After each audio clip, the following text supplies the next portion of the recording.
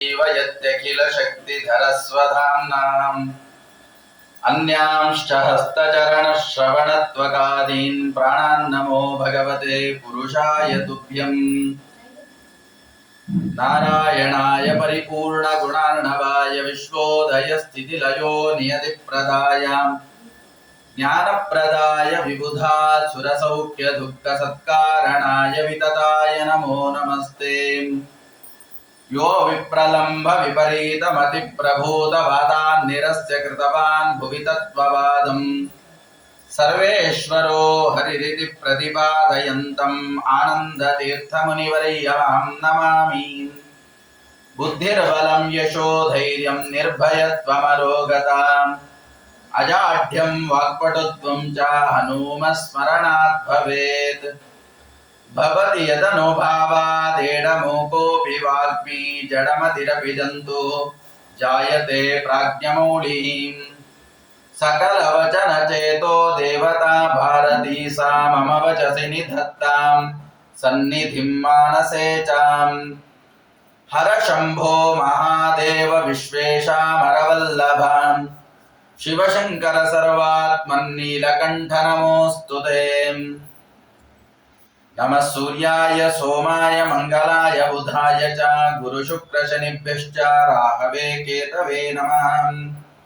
तपो विद्या विरक्त्यादि सद्गुणोघाकरानहं वादिराज गुरून् वन्दे हयग्रीवपदाश्रयान्। अर्थिकल्पितकल्पोऽयं प्रत्यर्ति गजकेसरी व्यासतीर्थ गुरुर्भूयादस्मदिष्टार्थसिद्धये। दुर्वादिध्वान्तरवये सज्जनेन्दीवरेन्दवे श्रीराघवेन्द्र गुरवे नमोऽत्यन्तदयालवे। तपस्वाध्याय शुश्रूषा कृष्णपूजारतं मुनिं विश्वेशं विष्टदं वन्दे परिव्राट् चक्रवर्तिनं। श्रीगुरुभ्यो नमः। हरि ओम्। स्वस्त्यस्तु सताम् अशेष सन्मङ्गलानि भवन्तु। सम्यक् श्लोकैकश्रवणपठनमात्रेण वक्तृश्च श्रोतॄणां निखिलकलिकृतकल्मष अपनोदनपटुतरे अद्य कथानुवादः। ಅಧಿಕ ಮಾಸದ ಪರ್ವಕಾಲದಲ್ಲಿ ನಾವೆಲ್ಲ ಇಲ್ಲಿ ಸೇರಿದ್ದೇವೆ. ಶ್ರೀಕೃಷ್ಣ ಪರಮಾತ್ಮ ಹೇಳುವ ಹಾಗೆ ಭಗವದ್ಗೀತೆಯಲ್ಲಿ ಕೃಷ್ಣ ಅರ್ಜುನನಿಗೆ ಉಪದೇಶವನ್ನ ಮಾಡ್ತಾನೆ. ಏನೇ ಕರ್ಮ ಮಾಡುವುದಾದ್ರೂ ಕೂಡ ಆ ಎಲ್ಲ ಕರ್ಮದ ಕೊನೆ ಯಾವ್ದಾಗಬೇಕು ಅಂದ್ರೆ ಅದು ಜ್ಞಾನ ಕರ್ಮ ಆಗಬೇಕು ಅಂತ.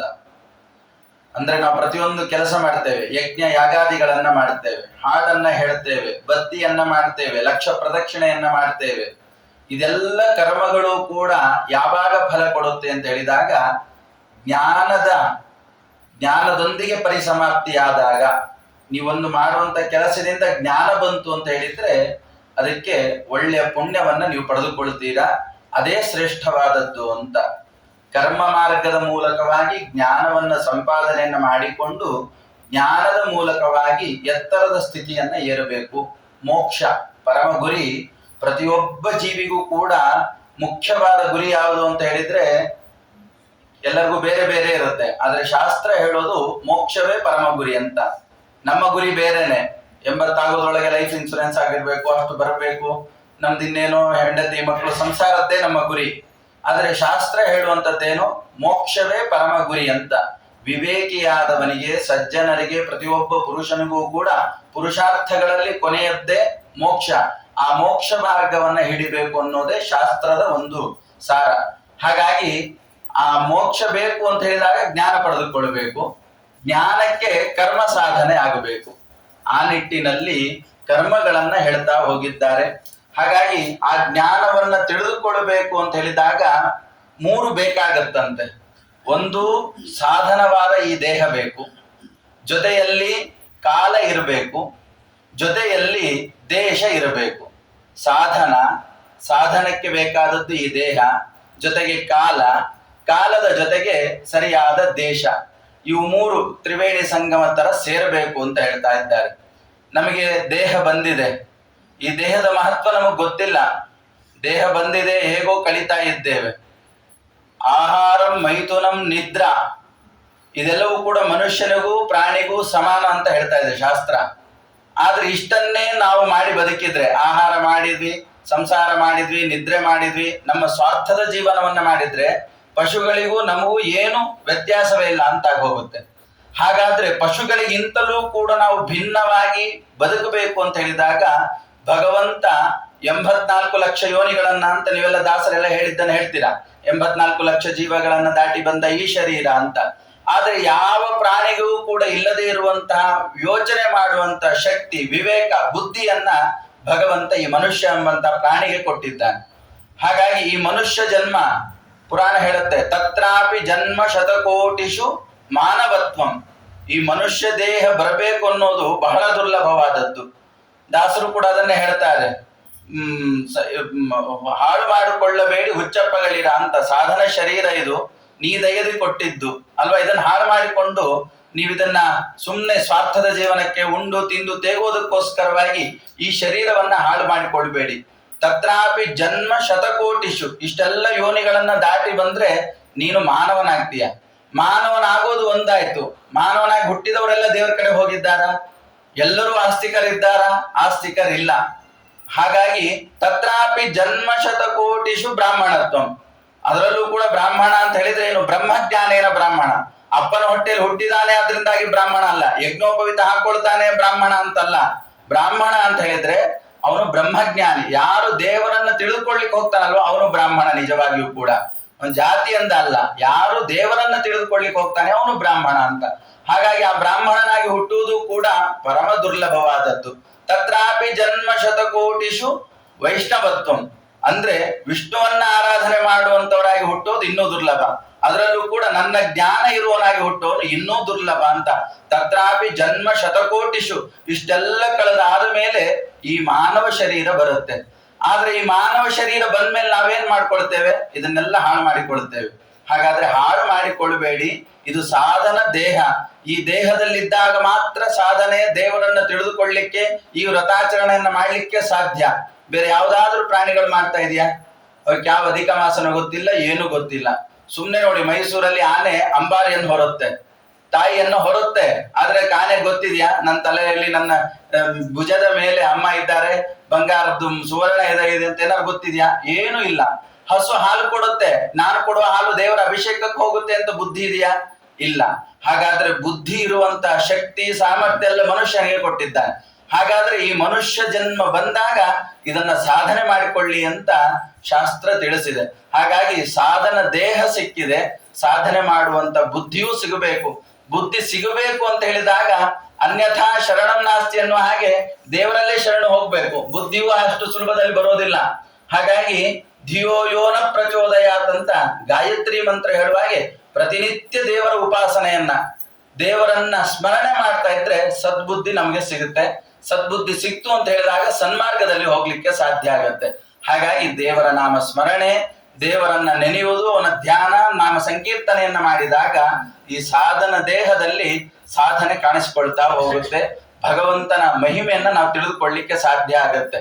ಹಾಗಾಗಿ ನಾವೆಲ್ಲ ಏನು ಅಂತ ಹೇಳಿ, ಏನ್ ದೊಡ್ಡ ಸಾಧನೆ ಅಂತ ಹೇಳಿದ್ರೆ, ಬೆಳಗ್ಗೆ ಎದ್ದು ಮೊದಲು ನ್ಯೂಸ್ ಪೇಪರ್ ಓದ್ಬಿಟ್ರೆ ಇಡೀ ಲೋಕದ ಜ್ಞಾನ ನನಗೇ ಬಂದಿದೆ, ಇನ್ಯಾರಿಗೂ ಬಂದಿಲ್ಲ ಅಂತ ತಿಳ್ಕೊಂಡ್ಬಿಡ್ತೇವೆ. ಅದು ಇಡೀ ಲೋಕ ಜ್ಞಾನನೂ ಇರಲ್ಲ. ಎಲ್ಲೋ ಒಂದಿಷ್ಟು ಆಯ್ದ ಭಾಗಗಳನ್ನು ಹಾಕಿರ್ತಾರೆ ಪೇಪರ್ ಅಲ್ಲಿ. ಇನ್ನೂ ಹೆಚ್ಚಿನ ವಿಶೇಷ ಬೇಕು ಅಂದ್ರೆ ಸ್ಕ್ಯಾನ್ ಮಾಡಿ ಅಂತ ಹಾಕಿರ್ತಾರೆ. ಸ್ಕ್ಯಾನ್ ಮಾಡೋ ಪುರ್ಸೊತ್ತು ಇರೋದಿಲ್ಲ, ಏನ್ ಕೊಟ್ಟಿರ್ತಾರೆ ಅಷ್ಟೇ ಓದೋದು. ಆದ್ರೆ ಪೇಪರ್ ಓದಿ ಆಯ್ತಂದ್ರೆ ಇಡೀ ಲೋಕದ ಜ್ಞಾನ ನನಗಿದೆ ಅಂತ ತಿಳ್ಕೊಂಡ್ಬಿಡ್ತೇವೆ. ಅಷ್ಟು ಮತಿಭ್ರಮಣೆಯಲ್ಲಿ ಇರ್ತೇವೆ. ಆದ್ರೆ ಇದನ್ನೆಲ್ಲ ಬಿಟ್ಟು ಇಡೀ ಜಗತ್ತನ್ನ ಸೃಷ್ಟಿ ಮಾಡಿದ್ದಾನಲ್ಲ, ಪ್ರತಿಯೊಬ್ಬ ಜೀವಿಯೂ ಕೂಡ ವ್ಯತ್ಯಾಸ ಇದ್ದಾರೆ. ಪ್ರತಿಯೊಬ್ಬರ ಕೈ ಬೆರಳು ಕೂಡ ಒಂದು ಆಧಾರ್ ಕಾರ್ಡ್ ಕೊಟ್ರೆ ಗೊತ್ತಾಗತ್ತೆ ಅಲ್ವಾ? ಪ್ರತಿಯೊಬ್ಬರ ಬೆರಳಚ್ಚೂ ಕೂಡ ವ್ಯತ್ಯಾಸವಾಗಿದೆ. ಹಾಗಾದ್ರೆ ಇದನ್ನ ಸೃಷ್ಟಿ ಮಾಡಿದ್ದಾನಲ್ಲ, ಆ ಭಗವಂತನನ್ನ ತಿಳ್ಕೊಳ್ಳಿ ಅಂತ ಶಾಸ್ತ್ರ ಹೇಳ್ತಾ ಇದೆ. ಹಾಗಾಗಿ ಅವನನ್ನ ತಿಳಿದುಕೊಳ್ಳಿಕ್ಕೋಸ್ಕರವಾಗಿ ಈ ದೇಹವನ್ನ ನಾವು ಪ್ರವೇಶ ಮಾಡಿದ್ದೇವೆ. ಈ ದೇಹವನ್ನ ಸಾರ್ಥಕ ಮಾಡಿಕೊಳ್ಳಿ ಅಂತ. ದೇಹ ಬಂದಿದೆ, ಇನ್ನ ದೇಹ ಬಂದಿದೆ, ಕಾಲದ ಬಗ್ಗೆ ಹೇಳ್ತಾ ಇದ್ದಾರೆ. ಕಾಲ ಚೆನ್ನಾಗಿರ್ಬೇಕು ಅಂತ ನಾವೆಲ್ಲ ಈಗ ಅನ್ಕೊಳ್ತೇವೆ, ಎಂತ ಕಲಿಯುಗದಲ್ಲಿ ಹುಟ್ಬಿಟ್ಟಿದ್ವಿ ಮಾರಾಯ, ಕಲಿ ಪ್ರಭಾವ ಜಾಸ್ತಿ. ಕಲಿ ಹೇಗೆ ಅಂದ್ರೆ ಅವನು ಜಿರಳೆ ತರ ಅಂತೆ. ಜಿರಳೆಗೆ ಸ್ವಲ್ಪ ಅದ್ರ ಮೀಸೆ ಹೋಗ್ಲಿಕ್ಕೆ ಜಾಗ ಸಿಕ್ಕರೆ ಸಾಕಂತೆ, ಇಡೀ ದೇಹವನ್ನೇ ತೋರಿಸುತ್ತಂತೆ. ಹಾಗೆ ಕಲಿ ಕಾಯ್ತಾ ಇರ್ತಾನಂತೆ, ಯಾರಾದರೂ ಚೂರು ತಪ್ಪು ಮಾಡಿದ್ರೆ ಸಾಕು ಪ್ರವೇಶ ಮಾಡಿಬಿಡ್ತಾನೆ ಅಂತ. ನಾವು ತಪ್ಪು ಮಾಡದೇ ಇರೋದೇ ಇಲ್ಲ ಅಂತೆ, ತಪ್ಪು ಕ್ಷಣ ಕ್ಷಣಕ್ಕೂ ಮಾಡ್ತಾ ಇರ್ತೇವೆ ಅಂತ ಶಾಸ್ತ್ರ ಹೇಳುತ್ತೆ. ಸುಮ್ಮನೆ ಹೇಳ್ತಾನೆ ಹೆದರ್ಕೊಳ್ಬೇಡಿ, ಶಾಸ್ತ್ರ ಏನೇ ಹೇಳುತ್ತೆ, ನಿಂತುಕೊಂಡು ನೀರು ಕುಡಿಬೇಡಿ ಅಂತ ಹೇಳುತ್ತೆ. ಯೋಚನೆ ಮಾಡಿ, ನಿಂತ್ಕೊಂಡು ನೀರು ಕುಡಿಬೇಡಿ ಅಂತ ಹೇಳುತ್ತೆ. ಆಚರಣೆ ನೀರು ಕುಡಿಬೇಡಿ ಅಂತಿದೆ, ಊಟ ಮಾಡ್ಬೋದು ಅಂತ ಹೇಳ್ತೇವೆ ಅಲ್ವಾ. ನಿಂತ್ಕೊಂಡೇ ಊಟ, ನಿಂತ್ಕೊಂಡೇ ತಿಂಡಿ, ಎಲ್ಲ ಓಡಾಡ್ಕೊಂಡು ಅಲ್ವಾ, ಮಲ್ಕೊಂಡು ಅಲ್ವಾ. ಹಾಗಾಗಿ ಇಷ್ಟು ನಾವು ಊಟ ಕೂತಾಗ ಎಡಗೈಯಲ್ಲಿ ನೀರು ಕುಡಿಬಾರ್ದು ಅಂತ ಹೇಳ್ತೇವೆ. ಇನ್ನು ಅರ್ಥ ಮಾಡ್ಕೊಂಡ್ರೆ ನಾವೆಷ್ಟು ಪಾಪಿಷ್ಟರು ಅಂತ ಗೊತ್ತಾ. ಕಲಿ ಎಷ್ಟು ಪ್ರವೇಶ ಮಾಡಿದ್ದಾನೆ. ಈ ಕಲಿಗಾಲದಲ್ಲಿ ಹುಟ್ಬಿಟ್ಟಿದ್ದೇವೆ, ಏನು ನಮ್ಮಿಂದ ಸಾಧನೆ ಆಗೋದಿಲ್ಲ ಅಂತ ಕಲಿಯನ್ನ ನಾವು ದೂರ್ತೇವೆ. ನಾವು ಮಾಡೋದು ತಪ್ಪು, ಆದ್ರೆ ದೂರೋದೆಲ್ಲ ಕಲಿಯ ಪ್ರಭಾವ ಅಂತ ಹೇಳಿ ಜಾರ್ಕೊಂಡ್ ಬಿಡ್ತೇವೆ. ಆದ್ರೆ ನಿಜವಾಗ್ಲೂ ಕಲಿಯುಗ ಅನ್ನೋದು ಬಹಳ ಒಳ್ಳೆ ಯುಗ ಅಂತ ಹೇಳ್ತಾರೆ. ಹಿಂದೆ ದ್ವಾಪರ, ಕೃಷ್ಣ ಇದ್ದ, ರಾಮ ಇದ್ದ. ಕೃತಯುಗದಲ್ಲಿ, ದ್ವಾಪರ ಯುಗದಲ್ಲೆಲ್ಲ ಸಾಧನೆ ಮಾಡಬಹುದಿತ್ತು. ಎಲ್ಲರೂ ಯಜ್ಞ ಯಾಗಾದಿಗಳನ್ನು ಮಾಡ್ತಾ ಇದ್ರು, ವೇದಾಧ್ಯಯನ ಮಾಡ್ತಾ ಇದ್ರು, ಎಲ್ಲರೂ ಕೂಡ ಸದಾಚಾರಿಗಳಾಗಿದ್ರು, ಸತ್ಯ ಇತ್ತು, ದಯೆ ಇತ್ತು, ಕರುಣೆ ಇತ್ತು. ಆ ಯುಗದಲ್ಲಿ ನಾವು ಹುಟ್ಲಿಲ್ಲಲ್ಲ ಅಂತ ಹಾಗೆ ಬೇಜಾರು ಮಾಡ್ಕೊಳ್ಬೇಕಾದ ಅವಶ್ಯಕತೆ ಇಲ್ಲ ಅಂತೆ. ಯಾಕಂದ್ರೆ ಕಲಿಯುಗ ನಿಜವಾಗ್ಲೂ ಕೂಡ ಕೆಳಗಡೆ ಬಿದ್ದಿರೋರನ್ನ ಎತ್ತುವಂತಹ ಯುಗ ಅಂತ ಹೇಳ್ತಾರೆ. ನಮ್ಮ ಗುರುಗಳು ಹೇಳ್ತಾ ಇದ್ರು ಯಾವಾಗ್ಲೂ, ಬೇಜಾವರ ಸ್ವಾಮಿಗಳು, ವಿಶ್ವೇಶ ತೀರ್ಥರು, ಕಲಿಯುಗ ಬಹಳ ಮಹತ್ವ ಉಳ್ಳದ್ದು ಅಂತ. ಯಾಕಂದ್ರೆ ಇಲ್ಲಿ ಯಜ್ಞ, ಯಾಗ, ದಾನ, ಧರ್ಮ ಎಲ್ಲದಕ್ಕಿಂತ ಕೂಡ ಮಿಗಿಲಾದದ್ದು ಹರಿನಾಮ ಸಂಕೀರ್ತನೆ. ಈ ಹರಿನಾಮ ಸಂಕೀರ್ತನೆಯನ್ನ ಮಾಡಿದ್ರೆ ಎಲ್ಲ ಪಾಪಗಳು ಕೂಡ ಸುಟ್ಟು ಬೂದಿ ಹೋಗುತ್ತೆ ಅಂತ. ಅದಕ್ಕೊಂದು ದೃಷ್ಟಾಂತವನ್ನ ಹೇಳ್ತಾ ಇದ್ರು. ಕಲಿಯುಗ ಎಂಥದ್ದು ಅಂತ ಮಹಾಭಾರತದ ಯುದ್ಧದ ಪ್ರಸಂಗವನ್ನ ಕಲಿಯುಗಕ್ಕೆ ಹೋಲಿಸ್ತಾ ಇದ್ರು. ಒಮ್ಮೆ ಅರ್ಜುನನಿಗೂ ಮತ್ತು ಕರ್ಣನಿಗೂ ದೊಡ್ಡ ಯುದ್ಧ. ಹೇಳ್ತಾ ಇರ್ತೇನೆ ನಾನು ಇದನ್ನ. ಅರ್ಜುನನಿಗೂ ಕರ್ಣನಿಗೂ ದೊಡ್ಡ ಯುದ್ಧ ಆಗ್ತಾ ಇದೆ, ಇಬ್ಬರು ದ್ವಂದ್ವ ಯುದ್ಧ ಆಗ್ತಾ ಇದೆ. ಕರ್ಣ ಬಾಣ ಪ್ರಯೋಗವನ್ನ ಮಾಡ್ತಾನೆ. ಕರ್ಣ ಬಾಣವನ್ನ ಬಿಟ್ರೆ ಅರ್ಜುನನ ರಥ ಕೇವಲ 2 ಅಂಗುಲ ಹಿಂದೆ ಸರಿಯುತ್ತೆ. 2 ಅಂಗುಲ ಹಿಂದೆ ಸರಿಯುತ್ತೆ. ಅರ್ಜುನ ಬಾಣ ಪ್ರಯೋಗ ಮಾಡ್ತಾನೆ. ಅರ್ಜುನ ಬಾಣ ಪ್ರಯೋಗ ಮಾಡಿದ್ರೆ ಕರ್ಣನ ರಥ, ಕರ್ಣ, ಅವನ ಕುದುರೆ ಎಲ್ಲವೂ ಕೂಡ 1 ಯೋಜನ ದೂರ ಹೋಗುತ್ತಂತೆ, ದೂರ ಹೋಗಿ ಬೀಳುತ್ತೆ. ಆದ್ರೆ ಅದೇ ಕರ್ಣ ಸಾವರಿಸಿಕೊಂಡು ಬಂದು ಬಾಣವನ್ನ ಬಿಟ್ರೆ ಅರ್ಜುನನ ರಥ ಕೇವಲ 2 ಅಂಗುಲ ಹಿಂದೆ ಸರಿಯುತ್ತೆ. 2 ಅಂಗುಲ ಹಿಂದೆ ಸರ್ದಿದ್ದೇ ತಡ ಕೃಷ್ಣ ಹೇಳ್ತಾನೆ, ಭಲೇ ಕರ್ಣ ಅಂತ ಕರ್ಣನನ್ನ ಹೊಗಳಲಿಕ್ಕೆ ಶುರು ಮಾಡ್ತಾನೆ.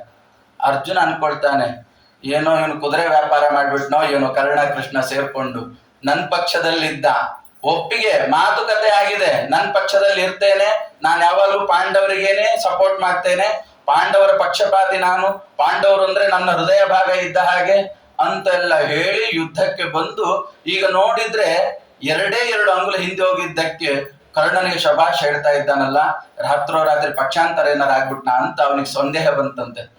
ಆಗ ಅರ್ಜುನ ಕೇಳ್ತಾನೆ, ಏನಿದ್ರ ಮಹಿಮೆ, ನಾನು ಬಾಣ ಪ್ರಯೋಗ ಮಾಡಿದ್ರೆ ಅವನ ರಥ ಎಷ್ಟೋ ದೂರ ಹೋಯ್ತು, ನನಗೊಂದು ಮಾತು, ಚೆನ್ನಾಗಿ ಬಾಣ ಪ್ರಯೋಗ ಮಾಡಿದ್ಯಾ, ಚೆನ್ನಾಗಿ ಕಲ್ತಿದ್ದೀಯಾ, ಏನು ಹೇಳಿಲ್ಲ, ಕರ್ಣ ಬಾಣ ಪ್ರಯೋಗ ಮಾಡಿದ್ರೆ 2 ಅಂಗುಲ ಹೋಗಿದ್ದಕ್ಕೆ ಅವನನ್ನು ಭಾರಿ ಹೊಗಳ್ತಾ ಇದ್ಯಲ್ಲ, ಏನಿದ್ರ ಮರ್ಮ, ರಹಸ್ಯ ಏನು ಅಂತ ಕೇಳ್ತಾನಂತೆ.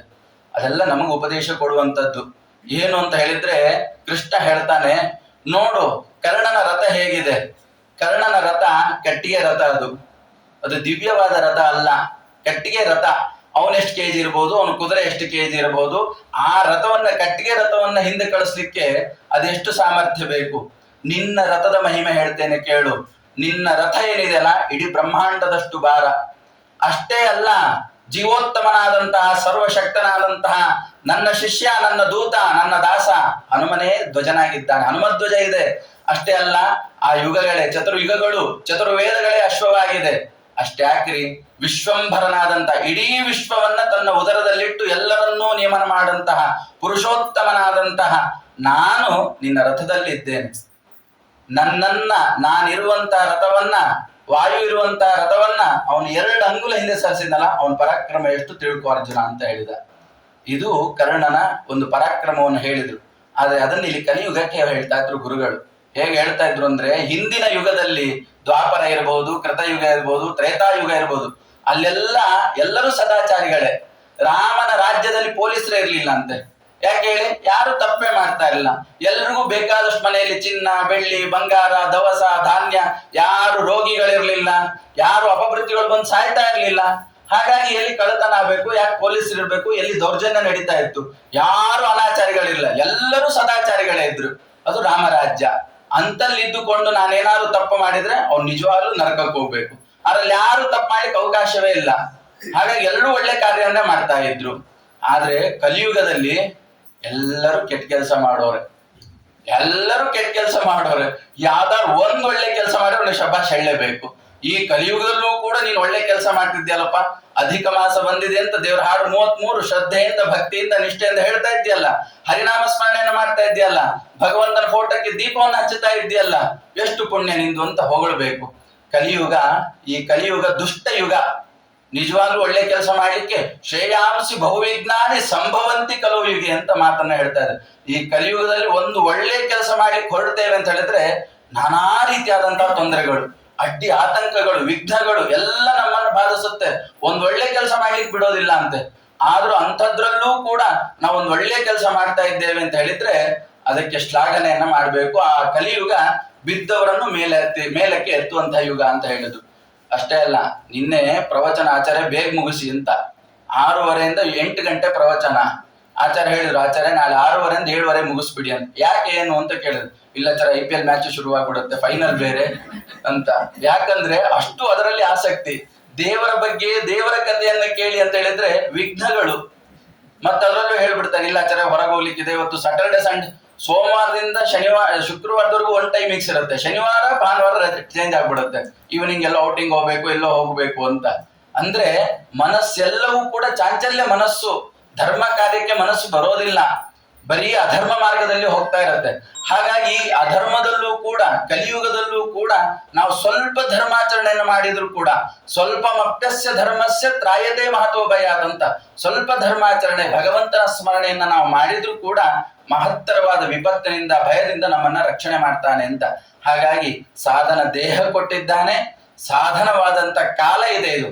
ಇದರಲ್ಲಿ ನಾವೇನು ಕೂತ್ಕೊಂಡು ದುಡ್ದಾಗಿ ಮಾಡಬೇಕಾಗಿಲ್ಲ. ಹರಿನಾಮ ಸಂಕೀರ್ತನೆನ ನಾವು ಅಳವಡಿಸ್ಕೊಂಡ್ ಬಿಟ್ರೆ ಅದು ಕೂಡ ಸಾಧನೆ ಆಗುತ್ತೆ. ಕಲಿಯುಗಕ್ಕೂ ಬೈಯುವಂತ ಅವಶ್ಯಕತೆ ಬರೋದಿಲ್ಲ. ಹಾಗಾಗಿ ಕಲಿಯುಗವು ಕೂಡ ಶ್ರೇಷ್ಠ ಯುಗ ಆಗಿಬಿಡುತ್ತೆ. ಆಮೇಲೆ ಸಾಧನವಾದಂತ ದೇಶ ಅಂತ ಹೇಳಿದ್ರು. ದೇಶ ಎಂತಂದ್ರೆ ನಮ್ದು ಭಾರತ ದೇಶ. ಯೋಚನೆ ಮಾಡಿ, ಇಲ್ಲಿಂದ ಹೋದವರೆಲ್ಲ ಹೊರಗಡೆ ಹೋದ್ರೆ ಇಲ್ಲಿಂದ ಬೈತಾರೆ, ಏನ್ ಭಾರತ ದೇಶ ಅದು ಸರಿ ಇಲ್ಲ, ಇದು ಸರಿ ಇಲ್ಲ. ಜನರು ಸರಿ ಇರೋದಿಲ್ಲ ಅಷ್ಟೇ, ದೇಶ ಸರಿ ಇಲ್ವಾ? ಎಂತ ಪವಿತ್ರವಾದ ಭೂಮಿ ನಮ್ಮದು ಅಲ್ವಾ? ನೀವು ಭಗವಂತನ ಯಾವ ಅವತಾರವನ್ನಾದ್ರೂ ನೋಡಿ, ಮತ್ಸ್ಯ, ಕೂರ್ಮ, ವರಾಹ, ನರಸಿಂಹ, ರಾಮ, ಕೃಷ್ಣ, ಯಾವ ಕ್ಷೇತ್ರ ಅಂದ್ರೆ ಭಗವಂತನ ಯಾವ ಅವತಾರವು ನೋಡಿ ಅದು ಈ ಭರತ ಖಂಡದಲ್ಲಿ ಆಗಿದೆ. ಭಗವಂತ ಓಡಾಡಿರುವಂತಹ ಸ್ಥಳ ಇದು. ನಾವೇ ನಮ್ಮ ಮನೆ ಇದ್ರೆ ಇದು ನಮ್ಮ ಪೂರ್ವಜರೆಲ್ಲ ಓಡಾಡಿದ್ದು, ಅವ್ರದೆಲ್ಲ ನೆನಪಿದೆ ಇಲ್ಲಿ, ನಾವ್ ಇದನ್ನೆಲ್ಲ ಬಿಡಿಸಲ್ಲ ಅಂತ ಓಡಾಡ್ತಾ ಇರ್ತೀವಿ. ಆದ್ರೆ ಭಗವಂತ ಓಡಾಡಿರುವಂತಹ ಸ್ಥಳ ಇದು. ರಾಮನಾಗಿ ಅಯೋಧ್ಯೆಯಲ್ಲಿ ಹುಟ್ಟಿದ್ದಾನೆ, ಕೃಷ್ಣನಾಗಿ ಮಥುರಾ ಪಟ್ಟಣದಲ್ಲಿ ಹುಟ್ಟಿದ್ದಾನೆ, ಮತ್ಸ್ಯನಾಗಿ ಹಂಪಿ, ಶ್ರೀ ಕೂರ್ಮನಲ್ಲಿ ಕೂರ್ಮಾವತಾರ, ವರಾಹನಾಗಿ ಉತ್ತರ ಪ್ರದೇಶದಲ್ಲಿ. ಹೀಗೆ ಭಗವಂತ ಓಡಾಡಿರುವಂತಹ ಸ್ಥಳ ಇದು ಭರತ ಖಂಡ. ಅಷ್ಟೇ ಅಲ್ಲ, ಪವಿತ್ರವಾದ ನದಿಗಳು ಹರಿಯುವಂತಹ ಸ್ಥಳ ರೀ ಇದು. ಗಂಗಾ, ಸಿಂಧು, ಸರಸ್ವತಿ, ಯಮುನಾ ಎಲ್ಲ ಇಲ್ಲಿ ಹುಟ್ಟುತ್ತೆ, ಇಲ್ಲಿ ಹರಿಯುತ್ತೆ, ನಮಗೆಲ್ಲ ಸಮೃದ್ಧಿಯನ್ನ ತಂದು ಕೊಡ್ತಾ ಇದೆ. ಗಂಗೆಯನ್ನ ಸ್ಮರಣೆ ಮಾಡಿದ್ರೇನೆ ಎಲ್ಲ ಪಾಪಗಳು ಕೂಡ ಸುಟ್ಟು ಬೂದಿ ಹೋಗುತ್ತಂತೆ. ಸ್ಮರಣೆ ಮಾಡಿದ್ರೆ ಅಂತೆ.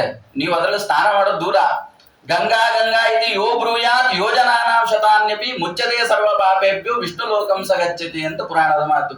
ಗಂಗೆ ಗಂಗೆ ಅಂತ ಹೇಳ್ಕೊಂಡು ಪ್ರತಿನಿತ್ಯ ನಿಮ್ ಬಾತ್ರೂಮ್ ಅಲ್ಲೇ ಬಕೆಟ್ ನೀರ್ ಹಾಕೊಂಡ್ರು ಕೂಡ ಅವನೆಲ್ಲ ಪಾಪಗಳಿಂದ ಪರಿಹಾರ ಹೊಂದಿ ವಿಷ್ಣು ಲೋಕಕ್ಕೆ ಹೋಗ್ತಾನೆ ಅಂತ. ಅಷ್ಟು ಪುಣ್ಯವನ್ನ ಆ ಗಂಗಾ ನದಿ ಹೇಳಿದ್ದಾರೆ. ಯಾಕಂದ್ರೆ ಭಗವಂತನ ಅಂಗುಷ್ಟದಿಂದ ಬಂದಿದ್ದಾಳೆ ಗಂಗೆ ಅಂತ, ಅಷ್ಟು ಪಾವಿತ್ರ್ಯವನ್ನ ಹೇಳಿದ್ದಾರೆ. ಅಂತಹ ನದಿಗಳೆಲ್ಲ ಹರಿಯುವಂತಹ ಈ ಭರತ ಖಂಡ, ಈ ದೇಶದಲ್ಲಿ ಹುಟ್ಟಿದ್ದೇವೆ, ಈ ಕಾಲದಲ್ಲಿ ಇದ್ದೇವೆ, ಸಾಧನವಾದ ದೇಹ ಸಿಕ್ಕಿದೆ. ಇನ್ನೇನ್ರಿ ಬೇಕು? ತ್ರಿವೇಣಿ ಸಂಗಮ ಆಯ್ತು, ಮುಳುಗಿ ಹೇಳೋದೊಂದೇ ಬೇಕು. ಆದ್ರೆ ಮುಳುಗಿ ಹೇಳಲಿಕ್ಕಾಗಲ್ಲ, ಚಳಿ ನಮಗೆ. ಇವೆಲ್ಲ ಯಾಕೆ ಬೇಕು? ಆಲಸ್ಯ. 3 ಗಂಟೆ ಆಗಿದೆ, ಒಳ್ಳೆ ಊಟ ಆಗಿದೆ, ಮಲ್ಕೊಂಡ್ರೆ ಸಾಕು. ಯಾರು 33 ಆಡಂತೆ, ಏನ್ ಅಧಿಕ ಮಾಸ ಅಂತೆ, ಮುಂದಿನ ವರ್ಷನೂ ಬರುತ್ತೆ, ಇನ್ನೊಂದು 33 ತಿಂಗಳಿಗೊಮ್ಮೆ ಬರುತ್ತೆ, ಅವಾಗ ಮಾಡಿದ್ರೆ ಆಯ್ತು ಅಂತ ನಾವು ತಪ್ಪಿಸ್ಕೊಳ್ತಿರ್ತೇವೆ. ಹಾಗೆ ತಪ್ಪಿಸ್ಕೊಳ್ಬಾರ್ದಂತೆ. ಇದನ್ನು ಬಂದಾಗ, ಇವು 3 ಕೂಡಿದಾಗ ಅದು ಪವಿತ್ರವಾದ ಕಾಲ. ಆ ಕಾಲದಲ್ಲಿ ನಾವು ಮಾಡಿದಾಗ ಅನಂತ ಫಲ. ಹಾಗಾಗಿ ಇವು 3ರ ಸಂಗಮ ಆಗಿದೆ, ಇದನ್ನ ಸಾರ್ಥಕ್ಯ ಪಡಿಸಿಕೊಳ್ಳಿ ಅಂತ ಹೇಳ್ತಾ ಇದ್ದಾರೆ. ಹಾಗೆ ಅಧಿಕ ಮಾಸ ಅಂತ ಹೇಳಿದ್ರೆ, ಅಧಿಕ ಅಂದ್ರೇನೆ ಅರ್ಥ ಜಾಸ್ತಿ ಅಂತ, ಜಾಸ್ತಿ ಹೆಚ್ಚು, ಅಧಿಕ ಅಂತ ಹೇಳಿದ್ರೆ ಆದ್ರೆ ಏನ್ ಮಾಡಿದ್ರು ಹೆಚ್ಚು, ಅದನ್ನ ಅರ್ಥ ಮಾಡ್ಕೊಳ್ಬೇಕು. ನಾವೆಲ್ಲ ಏನ್ ಮಾಡ್ತೇವೆ, ದಿನದ 24 ಗಂಟೆಯಲ್ಲಿ 1.5 ಗಂಟೆಯಲ್ಲಿ 33 ಹಾಡು ಮುಗಿಸ್ಬಿಡ್ತೇವೆ. ಅಧಿಕ ಫಲ ಬರತ್ರಿ 33 ಹಾಡು ಹಾಡಿ ಬಿಡೋಣ ಅಂತ 33 ಹಾಡು ಹಾಡಿ ಬಿಡ್ತೇವೆ.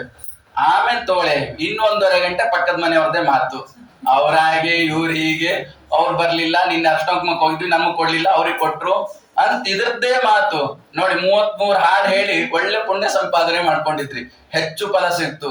ಅದಾದ್ಮೇಲೆ 1.5 ಗಂಟೆ ಉಳ್ದವ್ರದ್ದೆಲ್ಲ ಮಾತಾಡಿದ್ವಿ, ಅದ್ರದ್ದು ಹೆಚ್ಚು ಫಲ ಸಿಗುತ್ತೆ. ಏನ್ ಮಾಡಿದ್ರು ಹೆಚ್ಚು ಸಿಗುತ್ತೆ. ಒಳ್ಳೆ ಕೆಲಸ ಮಾಡ್ತೀರಾ ಅದಕ್ಕೂ ಹೆಚ್ಚು ಫಲ, ಕೆಟ್ಟ ಕೆಲಸ ಮಾಡ್ತೀರಾ ಅದಕ್ಕೂ ಅಷ್ಟೇ ಫಲ, ಹೆಚ್ಚು ಫಲ. ಹಾಗಾಗಿ ಒಳ್ಳೆ ಕೆಲಸ ಮಾಡಿ ಅಂತ ಅಧಿಕ ಫಲ ಸಿಗಬೇಕಾ, ಒಳ್ಳೆ ಕೆಲಸ ಮಾಡಿ ಪುಣ್ಯವನ್ನ ಭಗವಂತ ಕೊಡ್ತಾ ಇದ್ದಾನೆ. ಅಧಿಕ ಮಾಸ ಅಂತ ಹೇಳಿದ್ರೆ 33 ತಿಂಗಳಿಗೊಮ್ಮೆ ಬರುವಂತಹದ್ದು. 33 ತಿಂಗಳಿಗೊಮ್ಮೆ ಬರುತ್ತೆ, ಮತ್ 33 ತಿಂಗಳಿಗೊಮ್ಮೆ ಬರುತ್ತೆ ಅಂತ ಕಾಯಬಾರ್ದಂತೆ. ಯಾಕಂದ್ರೆ ಮೃತ್ಯು ದೇವತೆ ಆಗ್ಲೇ ಬಂದು ನಿನ್ ಜುಟ್ಟಿ ಕೈ ಹಾಕಿದೆ ಅಂತ ತಿಳ್ಕೊಂಡು ಧರ್ಮಾಚರಣೆಯನ್ನ ಮಾಡು. ಇದಕ್ಕೊಂದು ಸಂವಾದಿಯಾದ ಮಹಾಭಾರತದಲ್ಲಿ ಒಂದು ಕಥೆ ಇದೆ. ಮಹಾಭಾರತದ ಯುದ್ಧ ಎಲ್ಲ ಆದ ಮೇಲೆ ಧರ್ಮರಾಜನ ಪಟ್ಟಾಭಿಷೇಕ ಎಲ್ಲ ಆಗತ್ತೆ. ಧರ್ಮರಾಜನ ಮನೆ ಬಾಗಿಲು ಓಪನ್ ಇರುತ್ತಂತೆ. ಯಾವಾಗ ಯಾರು ಬೇಕಾದ್ರೂ ಏನ್ ಬೇಕಾದ್ರೂ ಬಂದು ಕೇಳ್ಬೋದು, ಅವ್ರಿಗೆಲ್ಲ ನಾವು ಸಹಾಯ ಮಾಡ್ತೇವೆ, ಮನೆ ಅನ್ನೋದು ಡೋರ್ ಅನ್ನೋದು ಕ್ಲೋಸ್ ಇಲ್ಲ ಅಂತ. ಹಾಗಾಗಿ ರಾತ್ರಿ ಒಬ್ಬ ಬಂದ ಅಂತೆ. ಮರುದಿವಸ ಎದ್ರೆ ಮಗಳಿಗೆ ಮದುವೆ ಇದೆ, ಹಾಗಾಗಿ ರಾತ್ರಿ 12 ಗಂಟೆಗೆ ಬಂದ ಅಂತ, 1 ಗಂಟೆಗೆ ಬಂದು ಮನೆ ಎದುರುಗಡೆ ಬಂದು ಅಲ್ಲೊಂದು ಗಂಟೆ ಇಟ್ಟಿದ್ದ, ಅದನ್ನ ಬಾರಿಸ್ಬೇಕು. ಅದನ್ನ ಬಾರಿಸಿದ್ರೆ ಎಲ್ಲರೂ ಕೇಳಿಸುತ್ತೆ. ಧರ್ಮರಾಜ ಎಲ್ಲರೂ ಓಡಿ ಬರ್ತಾರೆ, ಅಲಾರಾಮ್ ಇದ್ದ ಹಾಗೆ ಬಂದು ಬಾರಿಸಿದ ಅಂತೆ. ಬಾರಿಸಿದ ಧರ್ಮರಾಜ ಎಲ್ಲ ಬಂದ್ರಂತೆ, ಭೀಮ ನಕುಲ ಅವ್ರವ್ರ ಮನೆಯಿಂದ ಎಲ್ಲ ಹೊರಗೆ ಬಂದ್ರು. ಧರ್ಮರಾಜನ ಹತ್ರ ಕೇಳಿದ ಅಂತೆ, ನೋಡಿ ರಾಜ, ನಾಳೆ ದಿವಸ ಮದುವೆಗೆ ದುಡ್ಡು ಬೇಕು, ದುಡ್ಡಿಲ್ಲ, ಅಪಹರಿಸ್ಬಿಟ್ಟಿದ್ದಾರೆ, ದುಡ್ಡು ಹೋಗ್ಬಿಟ್ಟಿದೆ, ನಾಳೆ ದಿವಸ ಮದುವೆ ಸಿದ್ಧತೆಗಾಗಿ ದುಡ್ಡು ಬೇಕು ಅಂತ. ಧರ್ಮರಾಜ ಹೇಳಿದ್ರಂತೆ, ಅಯ್ಯೋ ಯಾಕೆ ಕಷ್ಟಪಡ್ತೀಯಪ್ಪ, ನಾಳೆ ತಾನೇ ಇರೋದು ಮದುವೆ, ಬೆಳಗಾಗ್ಲಿ ಕೊಡ್ತೇನೆ, ಸೂರ್ಯೋದಯ ಆಗಿ ಎಲ್ಲ ಮುಗಿಸ್ಕೊಂಡ್ ಬಾ ಕೊಡ್ತೇನೆ ಅನ್ನಂತೆ. ಪಕ್ಕದಲ್ಲಿ ಭೀಮಸೇನ ಜೋರ ನಗ್ಬಿಟ್ಟ ಅಂತೆ. ಬಹಳ ಭೀಕರ, ಭೀಮ ಅಂದ್ರೇನೆ ಭಯಂಕರ ಅಂತೆ. ನಗ್ಲಿಕ್ ಶುರು ಮಾಡಿದ, ಅಪಹಾಸ್ಯದ ನಗು. ಯಾಕೆ ನಕ್ಕ ಅಂತ ಧರ್ಮರಾಜ ಕೇಳಿದಂತೆ, ಯಾಕೋ ನಕ್ಕೆ ಭೀಮ ಅಂತ ಕೇಳಿದಂತೆ. ನನಗೆ ಬಹಳ ಆಶ್ಚರ್ಯ ಆಗ್ತಾ ಇದೆ ಎಂದಂತೆ. ಏನ್ ಆಶ್ಚರ್ಯ, ನೀನ್ ನಾಳೆವರೆಗೂ ಬದುಕ್ತೀನಿ ಅಂತಿದ್ಯಲ್ಲ, ಭಾರಿ ಆಶ್ಚರ್ಯ.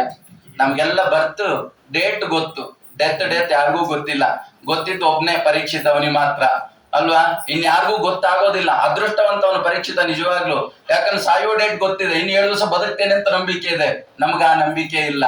ಹಾಗಾಗಿ ಭೀಮಸೇನ ನಕ್ಕ, ನೀನ್ ನಾಳೆವರೆಗೂ ಬದುಕ್ತಿಯಲ್ಲೋ ಮಾರಾಯ, ನಾಳೆ ಕೊಡ್ತಾ ಇದ್ದೀನಲ್ಲ ಅಂತ. ಈಗ್ಲೇ ಧರ್ಮಾಚರಣೆ ಮಾಡು, ನಾಳೆ ಬದುಕ್ತೀನಿ ಅಂತ ಏನ್ ಗ್ಯಾರಂಟಿ ಇದೆ ಅಂತ ಹೇಳ್ತಾನೆ.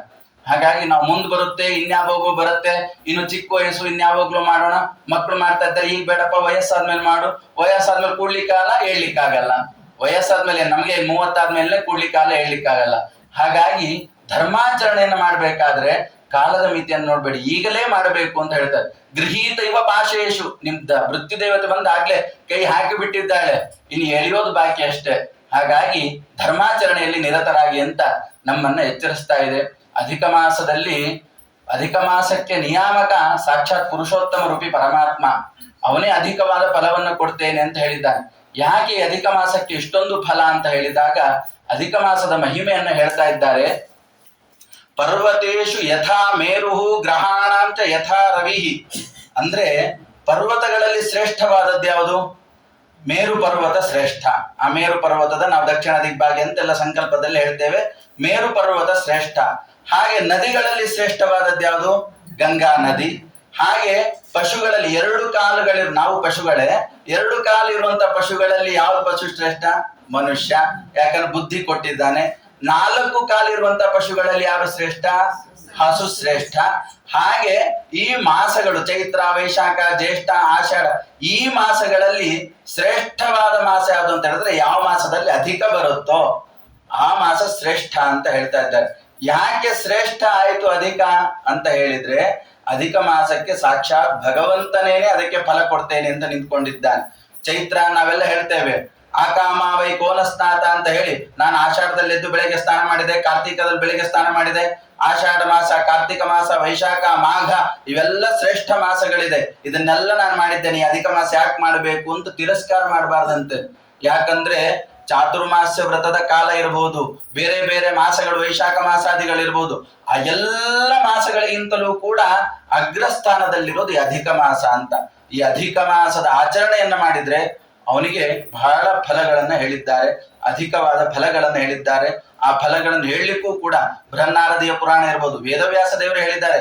ವೇದವ್ಯಾಸ ದೇವರನ್ನು ಯಾರೋ ಲಘುವಾಗಿ ತಿಳ್ಕೊಳ್ಬೇಡಿ, ಯಾರೋ ಋಷಿಯೋ ಯಾರೋ ಅಂತ ಹೇಳ್ಬೇಡಿ.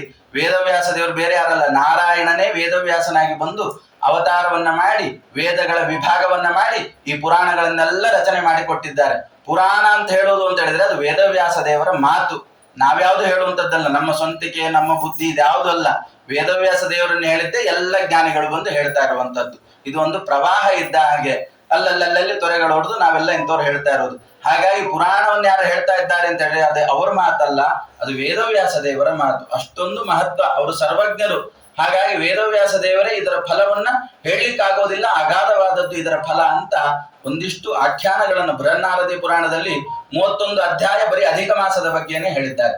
ಹಾಗಾಗಿ ಅಧಿಕ ಮಾಸದ ಆಚರಣೆಯಲ್ಲಿ ಶ್ರೇಷ್ಠವಾದದ್ದು ಅಂತ ಹೇಳಿದ್ರೆ ಒಂದಿಷ್ಟು ವ್ರತಗಳನ್ನೆಲ್ಲ ಹೇಳಿದ್ದಾರೆ.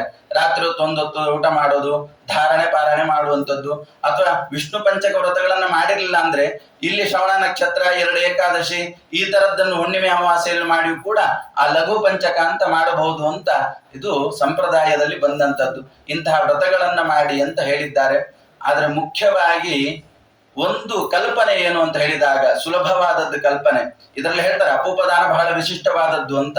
ಅಪೂಪದಾನ ಮಾಡಿದ್ರೆ ಏನು ಅಂತ ಹೇಳಿದ್ರೆ, ಅಪೂಪದಾನ, ಅಪೂಪದಲ್ಲಿ ಎಷ್ಟು ರಂಧ್ರಗಳಿರುತ್ತೋ, ಹೋಲ್ಗಳಿರುತ್ತೆ. ಈಗ ಯಾವ ಅಪೂಪದಲ್ಲೂ ರಂಧ್ರ ಕಾಣಿಸೋದಿಲ್ಲ, ಆದ್ರೆ ಅಪೂಪದಲ್ಲಿ ಅಂದ್ರೆ ಸ್ವರ್ಗಕ್ಕೆ ಹೋಗೋರು ಕಡಿಮೆ ಆಗಿದ್ದೀವಿ ಅಂತ ಅರ್ಥ ಅಷ್ಟೇ. ಅಪೂಪದಲ್ಲಿ ಎಷ್ಟು ರಂಧ್ರಗಳಿರುತ್ತೋ ಅಷ್ಟು ವರ್ಷಗಳ ಕಾಲ ಸ್ವರ್ಗಲೋಕವನ್ನ ಪಡಿತಾನೆ, ಅಲ್ಲಿ ಸುಖವನ್ನ ಅನುಭವಿಸ್ತಾನೆ ದಾನ ಕೊಡುವನು ಅಂತಿದೆ. ಆದ್ರೆ ಅಪೂಪದಾನ ಮಾಡಿದ್ರು ಕೂಡ ಮತ್ತೆ ಭೂಮಿ ದಾನವನ್ನ ಮಾಡಿದ್ರೆ ಎಷ್ಟು ಫಲ ಇದೆ, ಇಡೀ ಸಮಗ್ರ ಭೂಮಂಡಲವನ್ನ ಅಷ್ಟು ಫಲವನ್ನ ಪಡಿತಾನೆ ಅಂತ. ಆದ್ರೆ 30 ದಿವಸನೂ ಮಾಡಬೇಕು ಅಂತಿದೆ. 30 ದಿವಸನೂ ಅಪೂಪವನ್ನ ಬ್ರಾಹ್ಮಣನಿಗೆ ದಾನ ಮಾಡಿ ದಂಪತಿಗಳಿಗೆ ಭೋಜನ ಮಾಡಿಸ್ಬೇಕು ಅಂತ. 30 ದಿವಸ ಆಗೋದಿಲ್ಲ ಅಂತ ಹೇಳಿ ನಾವ್ ಯಾವತ್ತೂ 30 ದಿವಸದಲ್ಲಿ 1 ದಿವಸ ಹಿಡ್ಕೊಂಡಿರ್ತೇವೆ. 1 ದಿವಸ ಬ್ರಾಹ್ಮಣನಿಗೆ ಅಪೂಪವನ್ನ ದಾನ ಕೊಟ್ಟು ಅವರಿಗೆ ಬ್ರಾಹ್ಮಣರಿಗೆ ಭೋಜನ ಮಾಡಿಸ್ಬೇಕು ಅಂತ. ಆದ್ರೆ ಅದಕ್ಕೇನೆ ಅಷ್ಟು ಫಲವನ್ನ ಹೇಳಿದ್ದಾರೆ. ಆದ್ರೆ ಆ ಅಪೂಪದಾನ ಆಮೇಲೆ ಈ ಸಮಗ್ರ ಭೂಮಂಡಲವನ್ನು ದಾನ ಮಾಡಿದ್ರೆ ಏನು ಫಲ ಬರುತ್ತೋ ಅದು ಮಾಡೋದು ಕಷ್ಟ ಇದೆ. ಅಪೂಪ ನಾವು ಮಾಡೋದೇ ಇಲ್ಲ, ಈ ಮನೆಯಲ್ಲಿ ಮಾಡೋ ಕಾನ್ಸೆಪ್ಟ್ ಹೊರಟೋಗಿದೆ. ಆಚಾರ್ಯ ಯಾರು ಮಾಡ್ತಾರೆ ಹೇಳಿ ನಮ್ಮನ್ನೇ ಕೇಳ್ತಾರೆ, ನಿಮಗ್ ದಾನ ಕೊಡ್ಬೇಕಾಚಾರ್ಯ, ಯಾವ ಅಡಿಗೆವ್ರು ಚೆನ್ನಾಗಿ ಮಾಡ್ತಾರೆ ಅವ್ರ ಹತ್ರ ಮಾಡಿಸ್ತೇವೆ. ಅವ್ರ ಕವರಲ್ಲಿ ಹಾಗೆ ಕೊಡ್ತಾರೆ, ಅದೇ ಕವರನ್ನು ಕೊಟ್ಬಿಡ್ತಾರೆ. ಕವರ್ ಬಿಚ್ಚೋದು ಇಲ್ಲ, ನೋಡೋದು ಇಲ್ಲ.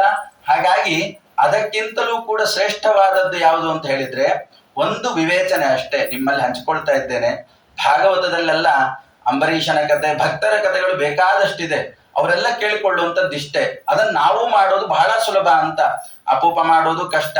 ಬ್ರಾಹ್ಮಣ ಸತ್ಪಾತ್ರನಿಗೆ ದಾನ ಮಾಡ್ಬೇಕಂತೆ. ಸತ್ಪಾತ್ರ ಯಾರು ಅನ್ನೋದೇ ಕಷ್ಟ ನಮ್ಗೆಲ್ಲ. ನೋಡ್ಲಿಕ್ಕಷ್ಟೇ ವೇಷಭೂಷಣಗಳಿಗೆ ಸತ್ಪಾತ್ರನ ಭಾರಿ ಕಷ್ಟ ಹುಡುಕೋದು. ಈ ಕಲಿಯುಗದಲ್ಲಂತೂ ಸತ್ಪಾತ್ರ ಸಿಗೋದೇ ಕಷ್ಟ. ಆದ್ರೂ ಕೂಡ ಸಂಧ್ಯಾ ವಂದನೆ ಮಾಡ್ತಾ ಇದ್ದಾರೆ, ಹರಿನಾಮ ಸ್ಮರಣೆಯನ್ನ ಮಾಡ್ತಾ ಇದ್ದಾರೆ, ಭಾಗವತ ಓದ್ತಾರೆ, ಭಾಗವತ ಕೈಯಲ್ಲಿ ಹಿಡ್ಕೊಂಡಿದ್ದಾರೆ, 4 ಜನಕ್ಕೆ ಒಳ್ಳೇದ್ ಮಾಡ್ತಾ ಇದ್ದಾರೆ ಅಂತ ಹೇಳಿದಾಗ ಒಂದು ಸತ್ಪಾತ್ರ ಅಂತ ತೀರ್ಮಾನ ಮಾಡ್ತೇವೆ. ಇದು ಬಾಕ್ಯವಾದ ತೀರ್ಮಾನ, ಅಂತರಂಗದ ಶುದ್ಧಿ ಇರೋದಿಲ್ಲ. ಹಾಗಾಗಿ ಸತ್ಪಾತ್ರ, ನಿಜವಾದ ಸತ್ಪಾತ್ರ ಯಾರು? ನಿಜವಾದ ಸತ್ಪಾತ್ರ ಭಗವಂತನೇ. ಅವನಿಗಿಂತ ಸತ್ಪಾತ್ರ ಬೇಕಾ? ಇದಂ ತೇ ಪಾತ್ರಂ ಸನಾ ವಿತ್ತಮಿಂದ್ರ ಪಿಬ ಅಂತ ವೇದ ಸತ್ಪಾತ್ರ ಅಂತ ಹೇಳಿದ್ರೆ ಅವನೇ ಪಾತ್ರ ಅಂತ ಹೇಳ್ತಾ ಇದೆ. ಹಾಗಾದ್ರೆ ಸತ್ಪಾತ್ರನಾದ ಭಗವಂತನಿಗೆ ನಾವು ದಾನ ಮಾಡಬೇಕು. ಏನ್ ದಾನ ಮಾಡ್ಲಿಕ್ಕೆ ಸಾಧ್ಯ ನಮ್ಮಿಂದ? ಭಗವಂತನಿಗೆ ಅಪೂಪ ಕೊಡ್ಲಿಕ್ಕಾಗತ್ತಾ? ಕಣ್ಣಿಗೆ ಕಾಣಿಸೋದಿಲ್ಲ ಅಲ್ವಾ? ಹಾಗಾದ್ರೆ ಏನ್ ದಾನ ಮಾಡಬೇಕು? ಭಗವಂತ ಈ ದೇಹ ಕೊಟ್ಟಿದ್ದಾನೆ ಅಲ್ವಾ? ಈ ದೇಹ ಕೊಟ್ಟಿದ್ದಾನೆ. ದೇಹ ಕೊಟ್ಟು ದೇಹದಲ್ಲಿ ಏನೇನಿದೆ? ಕೈ ಇದೆ, ಕಾಲಿದೆ, ಕಣ್ಣಿದೆ, ನಾಲಿಗೆ ಇದೆ, ಇವೆಲ್ಲ ಕೊಟ್ಟಿದ್ದಾನೆ. ಆದ್ರೆ ಇದನ್ನ ನಾವೇನ್ ಮಾಡ್ತಾ ಇದ್ದೇವೆ? ಇದನ್ನ ನಾವೆಲ್ಲ ಸ್ವಾರ್ಥಕ್ಕೆ ಉಪಯೋಗ ಮಾಡ್ತಾ ಇದ್ದೇವೆ. ಸ್ವಾರ್ಥಕ್ಕೆ ಅಲ್ವಾ? ಮತ್ತಿನ್ 33 ತಿಂಗಳಾದ್ಮೇಲೆ ಅಧಿಕ ಮಾಸ ಬರೋದು, ಅಲ್ಲಿವರೆಗೂ ಅಪೂಪ ಸಿಗಲ್ಲ ಅಂತ ಹೇಳಿ ಈಗಲೇ ಅಪೂಪ ಚೆನ್ನಾಗಿ ತಿಂತೇವೆ ಅಲ್ವಾ? ಇನ್ನೆಲ್ಲರೂ ಸೇರಿದ ಮತ್ ಬೇರೆಯವ್ರ ಮನೆ ಮಾತಾಗ್ಬಿಡುತ್ತೆ. ಮಾತೆಯರು ಅಂತ ಅದಕ್ಕೆ ಹೆಸರು. ಬೇರೆಯವ್ರ ಮನೆ ಮಾತಾಡೋದಕ್ಕೆ ಮಾತೆಯರು ಅಂತ ಹೆಸರು. ನೀವಲ್ಲ, ಬೇರೆಯವರು, ನಮ್ಮನೆ ಪಕ್ಕದಲ್ಲಿರೋರು, ನಿಮಗೆ ಹೇಳ್ತಾ ಇಲ್ಲ ಆಯ್ತಾ? ಹಾಗೆ ಆಮೇಲೆ ನಾವಿದನ್ನೆಲ್ಲ ನಮ್ಮ ಸ್ವಾರ್ಥಕ್ಕಾಗೇನೆ ಹೊಟ್ಟೆ ಇರೋದು ತುಂಬಿಸ್ಕೊಳ್ಳಿಕ್ಕೆ ಅಂತ ತಿಳ್ಕೊಂಡಿದ್ದೇವೆ, ನಾಲಿಗೆ ಇರೋದು ತಿನ್ಲಿಕ್ಕೆ ಅಂತ ತಿಳ್ಕೊಂಡಿದ್ದೇವೆ, ಕಣ್ಣಿರೋದು ಟಿವಿ ನೋಡ್ಲಿಕ್ಕೆ ಅಂತ ತಿಳ್ಕೊಂಡ್ಬಿಟ್ಟಿದ್ದೇವೆ. ಇದೆಲ್ಲ ನಮ್ಮ ಸ್ವಾರ್ಥದ ಜೀವನಕ್ಕಾಗಿ. ಹಣ ಇರೋದು ನನ್ನ ಹೆಂಡತಿ, ನನ್ನ ಮಕ್ಕಳು, ನನ್ನ ಸಂಸಾರ, ನನ್ನ ಭೋಗದ ಜೀವನಕ್ಕಾಗಿ ಅಂತ ನಾವು ತಿಳಿದುಕೊಂಡು ನಾವೆಲ್ಲ ಅದರಲ್ಲಿ ನಿರತರಾಗ್ಬಿಟ್ಟಿದ್ದೇವೆ. ಆದರೆ ಸುಲಭವಾಗಿ ಈ ಅಧಿಕ ಮಾಸದಲ್ಲಿ ಆಚರಣೆ ಮಾಡೋ ಪದ್ಧತಿ ಹೇಗೆ ಅಂತ ಹೇಳಿದ್ರೆ, ಭಗವಂತ ನಾಲಿಗೆ ಕೊಟ್ಟಿದ್ದಾನೆ. ಈ ನಾಲಿಗೆಯಿಂದ ಒಂದು ಸಂಕಲ್ಪ ಮಾಡ್ಬೇಕಂತ. ಏನ್ ಸಂಕಲ್ಪ? ಇನ್ನು 15 ದಿವಸ ಇದೆ, ಈಗಲೂ ನೀವು ಮಾಡ್ಬೋದು. ಇನ್ನು ಏನು ಅಂತ ಹೇಳಿದ್ರೆ,